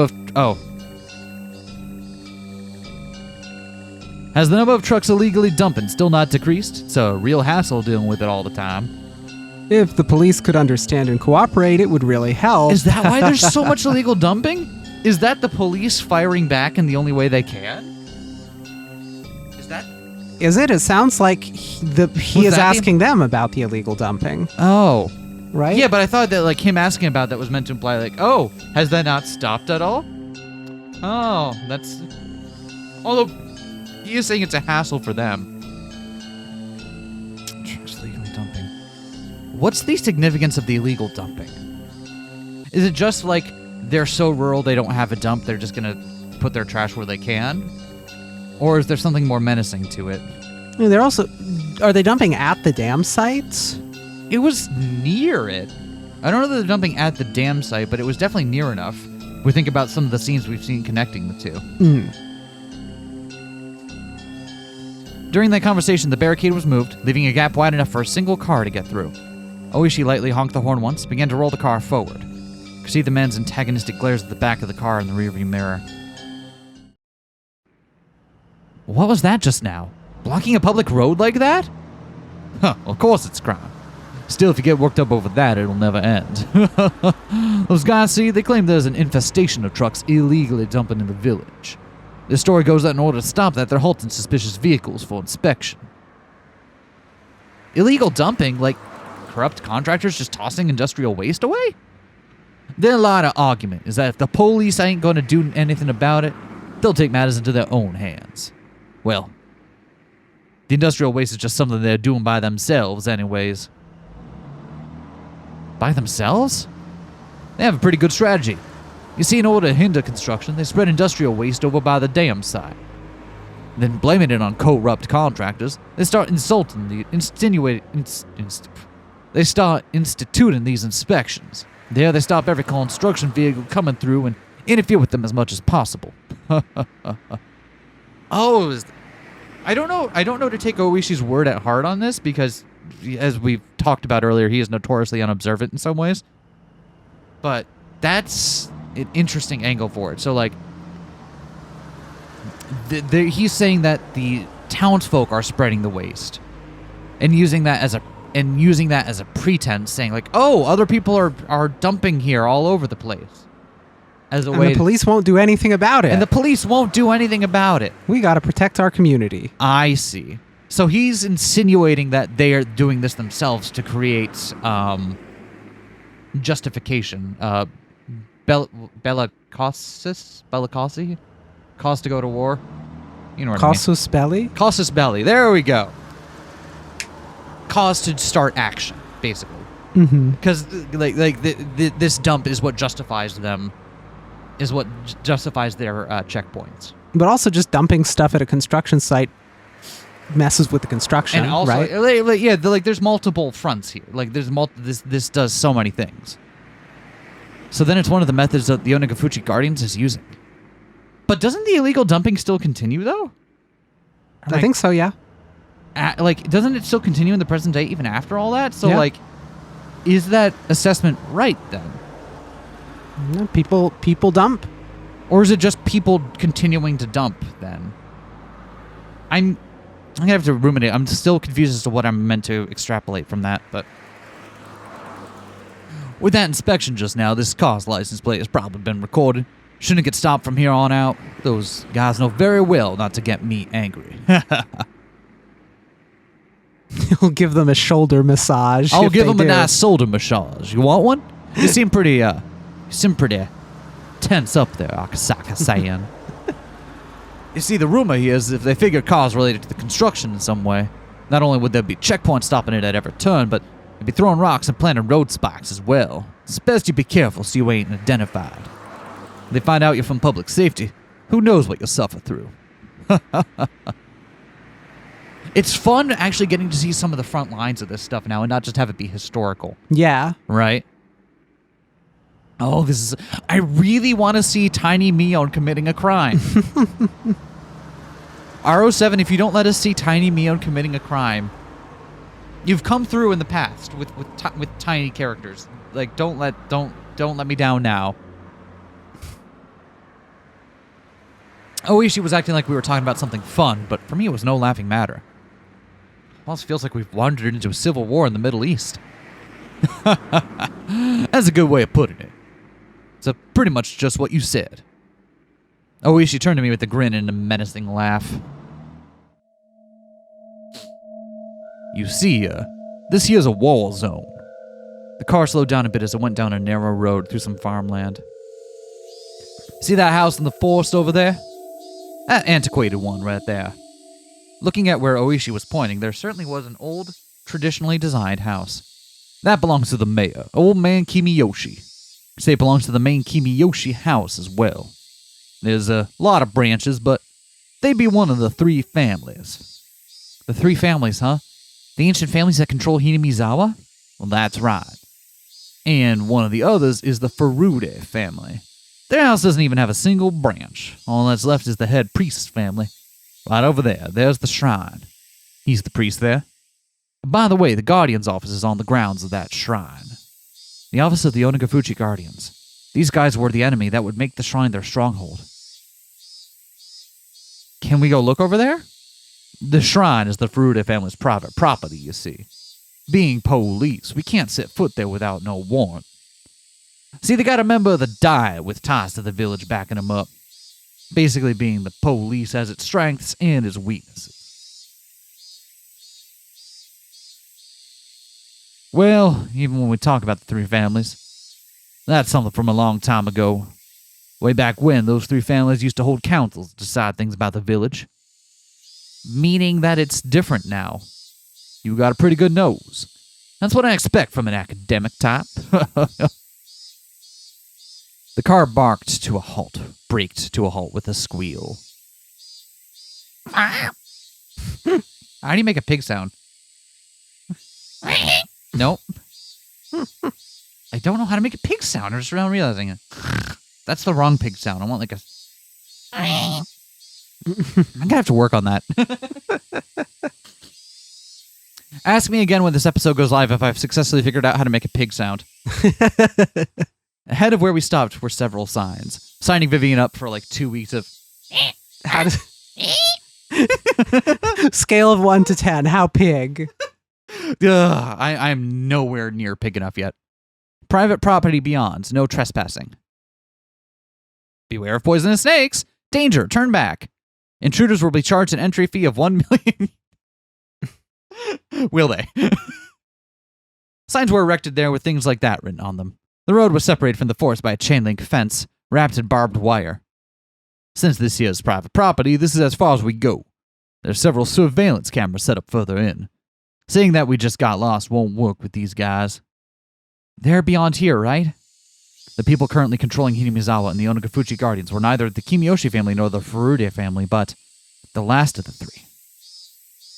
Yep, that's right. Beyond here is one of the three families, the Sonozaki family. They're the ones controlling Hinamizawa from the shadows. The shadows? The shadows.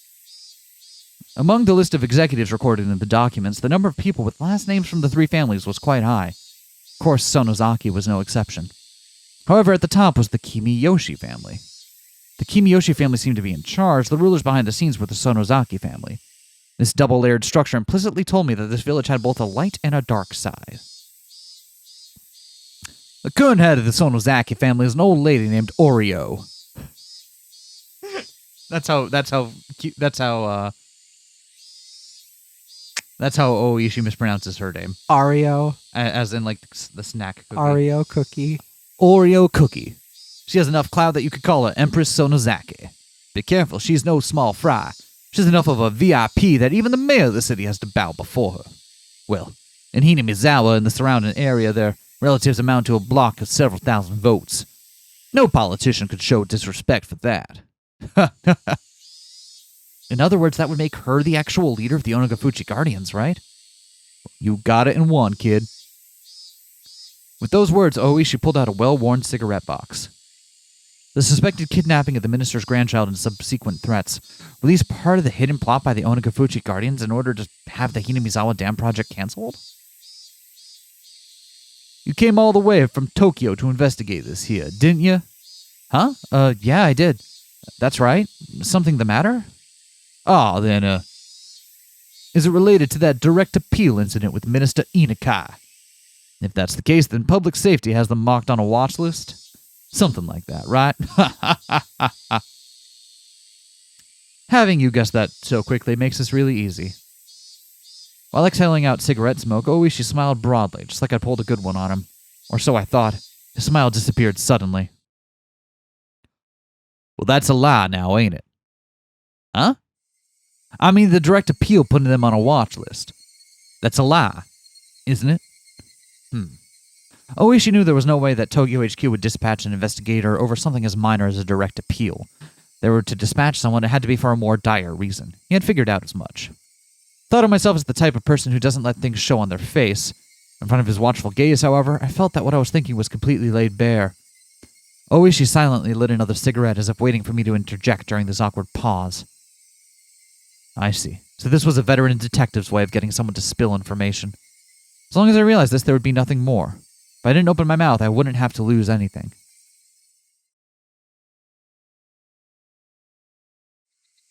All I had to do was stare out of the window and enjoy the scenery until Oishi gave up. You really are bad at hiding things, you know. Being so young and honest ain't so bad. Oishi smirched as he twisted out his third cigarette, while I tried not to let him notice I had yielded completely. First I thought I'd won, but at the very least Oishi had ascertained that I was hiding something, meaning that I might have ended up marching to his tune. Oishi started up the engine once again, and began to move the car. If you'd just been honest with me, I thought I might have been able to help you. And how would you help? If the cat was out of the bag, I might as well use it to catch some mice. Well, this depends on what we're talking about, but I might be able to set you up with someone who's knowledgeable about the goings-on in Hinamizawa. An informant? I see. Is that what you call it? Why are you interested in my case, Oishi-san? Well, you see, I'm the same as you. Isn't it our business to know things? Being able to meet with Oishi's informant was an extremely compelling opportunity. We were looking to recruit someone familiar with the area to collaborate with for intelligence. In the end, there was no better method for finding people than asking. We were always taught, however, that the rank-and-file police were no better than monkeys. Unlike us, they were careless with confidential cases. We looked down on them like they'd run their mouth off in a drunken stupor. Oishi was an outlaw even amongst them. And here I was, lost on whether or not I should tell him about the kidnapping of the minister's grandson. This informant exactly. How knowledgeable are they about the Guardians? If you're from public safety, you'd know, wouldn't you? Something like that is something I can't just tell you. Protect your sources. That was the first principle of dealing with confidential information. In that regard, it seemed Oishi wasn't one of those monkeys. Should I trust him, ask for his help, or not? It's just that you work for the feds and I work for the prefecture. I don't think that our jobs are that different. I think I can be of help. However, I had trouble believing that this crafty old man would simply help me like he'd claimed. Now, how should I go about this? Feels like there might have been that might have been one of the spots where they removed a Maybe. choice off, yeah. I find it hard to believe someone of your standing would help me out without strings attached. Nah. Well, it ain't like I'm completely without an ulterior motive. As I recall, you guys have space in your budget allocated to pay informants, ain't that right? Something you don't need to submit a receipt for. So little bit that would be the cost of meeting with the informant. Oh, he literally just wants you to pay him off. In other words, give the compensation earmarked for the informant to you first. Well, it helps that the details of this deal are so clear-cut. Certainly was something else for being able to brazenly state his ulterior motive like this. Other than him out doing this out of the kindness of his heart, everything was a lot clearer if he was being compensated for this deal. I felt that was the type of man who was good at these backroom dealings. Don't misunderstand me now, please. It's not me who needs the money, it's the informant, alright? Well, in regards to the payment, I'll be handling the money. When do you want it? Right now would be good. If you don't have it on you, tomorrow works as well. I pulled out a wallet that was different from my personal one.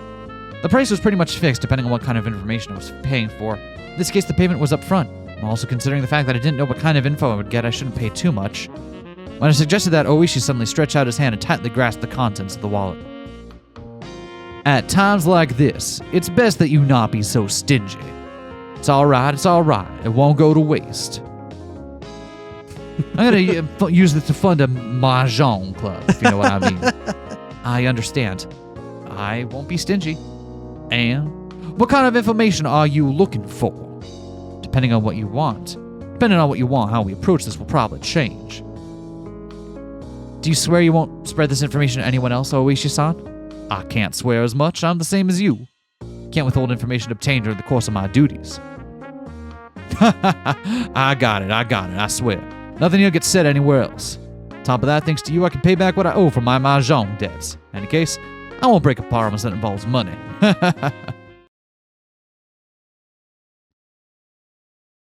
I don't know, him being like very explicitly like, yeah, I need this to pay off my mahjong debts. I'm like, okay, you have a reason not to let this deal go public because people will know that you're taking them. Yeah, it's like same as me. You know. I was still unsure if I should trust him until the very last moment, but in the end, I broke down. Oishi wasn't the type of guy I could trust 100%, but there was no mistaking he had access to underground information networks. In order to accomplish my mission swiftly, I needed his cooperation. I set my resolve. I'm investigating whether or not the Onikafuji Guardians are related to a certain incident. A certain incident, now. It's a possibility that the Minister of Construction, Inukai, is being coerced by someone. Saying there's a possibility is kind of a roundabout way of putting it, now don't you? It appears there's a mole close to the Minister. And due to that mole, the Minister has been monitored quite thoroughly and was seemingly forced to cede their threats right away. None of this was reported to us or the police. I see. That's why you're saying there's only a possibility he's being coerced. In that case, ain't it a little strange if the Minister don't report this to no one? How you guys know about this incident? If we didn't spy on the Minister's private life, we would have never found out. I don't think we have to provide that explanation to the informant, so I'm omitting it. Oishi had apparently caught on and quickly chuckled when I refused to explain. I see. Spy close to the Minister, so public safety made it a highly classified investigation. That certainly ain't a very amicable story now, is it?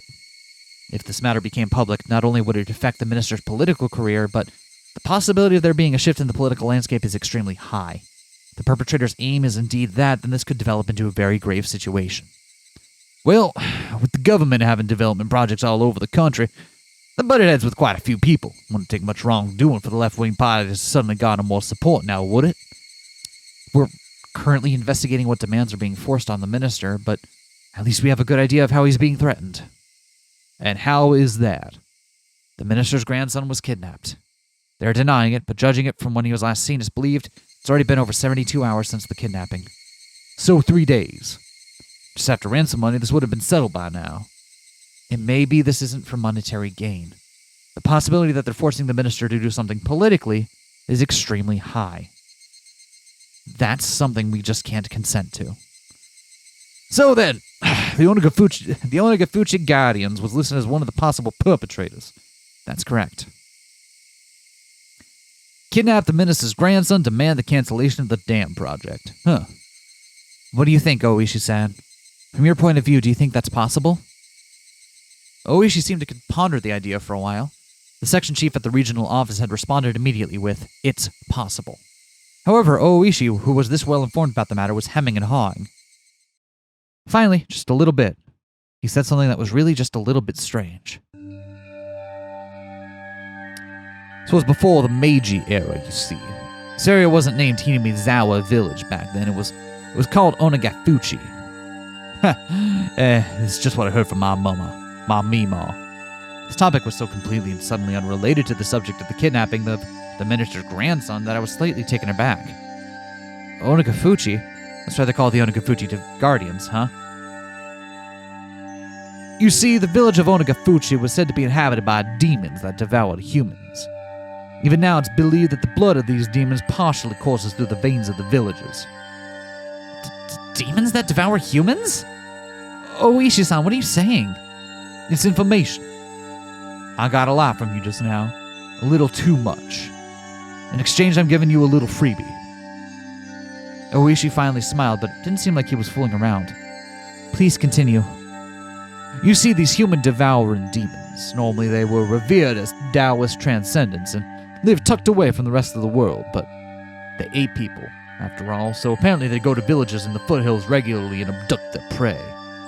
Used to call that being demoned away, or onikakushi. It was the name of one of the arcs, you see. Demoned away. It was the first time I'd heard such a peculiar phrase. However, I felt something slightly ominous from this horrifying tale of demons abducting people in order to eat them. Look, you know how there's the common phrase spirited away? Like when people suddenly go missing one day, they call it that? Well, the same thing happens around here. They call it being demoned away. How does that old tale relate to the matter at hand? Oh, no. There's no direct relationship. I'm just making some small talk here. It's just, ka-thump, ka-thump.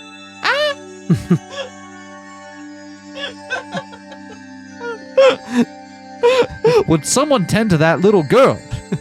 The car shook. At some point, the gravel road had changed back to a paved one. Where are they going? Returning, maybe? Already? It's just what? That around here, the phrase demoned away is somewhat a code for disappearances and kidnappings. I just thought I'd mention that. Don't know if this ain't got anything to do with the kidnapping of the minister's grandson, Will. There's no deep meaning behind it. It's a little bit of history for you. Onakakushi, human-eating demons coming down to the foothills and abducting their prey. And then in order to cancel the dam project, threatened to submerge the valley they lived in, did they demon away the minister's grandson? Then had they already made an example out of the minister's grandson and eaten him alive? It's a bit of an interesting old tale now, ain't it? You set foot into the demon's village without a reason, you'll promptly be captured and eaten alive. So don't go near Onagafuchi. Oh, this is still him, okay. Kids these days might not believe in such superstitions, but amongst the older folk in Okinomi born in the Meiji era, many would never question these warnings. Hinamizawa village was feared by the people in the area. I recall that piece of information I heard from the Prefectural Public Safety Division. In any case, we're in the boonies out here. Kind of expected that there'd be some superstitions around. Someone from Tokyo like you, Akasaka-san, probably couldn't even begin to imagine it now, could you? The man-eating demons, as the price for violating the sanctity of their village, kidnapped the minister's grandson and swallowed him whole. That ludicrous idea flew through my head. It was so absurd I was half disgusted with myself. Oishi was just teasing me. Stupid. It was all really so stupid. Come to think of it, by then I may have already been seized by the curse of that dubious village. For me to realize that would take a little more time.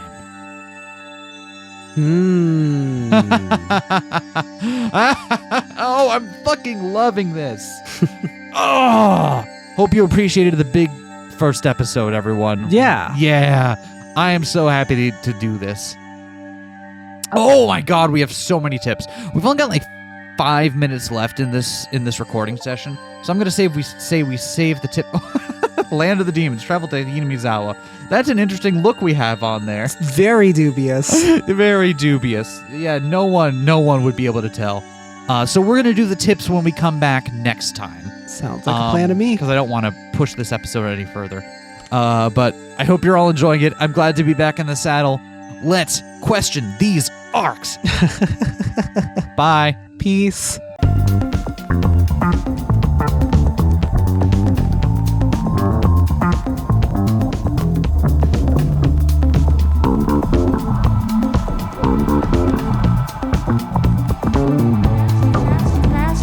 Smash that like, comment and subscribe.